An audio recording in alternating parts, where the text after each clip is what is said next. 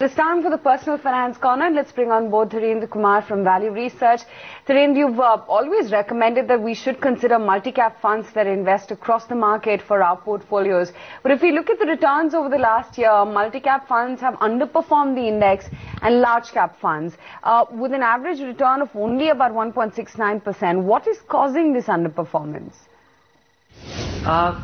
Whenever you look at a brief period, and 1 year period for equity I will consider brief, and that is and when equities struggle, then large caps are able to withstand or hold the ground much better than the mid caps and the small caps, and that is what we see over the last 1 year.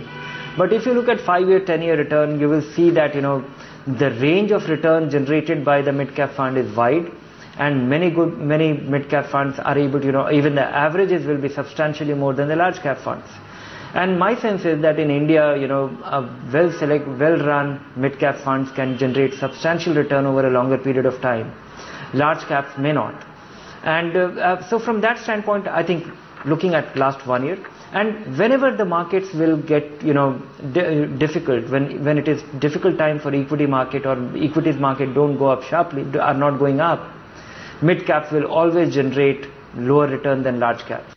Do you still recommend that we rely on multi-cap funds then? When I'm actually referring to multi-cap fund, I'm generally referring to diversification across all kind of stocks, which means for me, a diversification will be, I generally recommend that an investor getting started should invest in a balanced fund, which means 30% of his money is into fixed income. And a balanced fund which invests, the equity allocation is spread all across, which means, 60-70% into large cap, 10-20% into mid cap, maybe 5-10% into very small companies as well.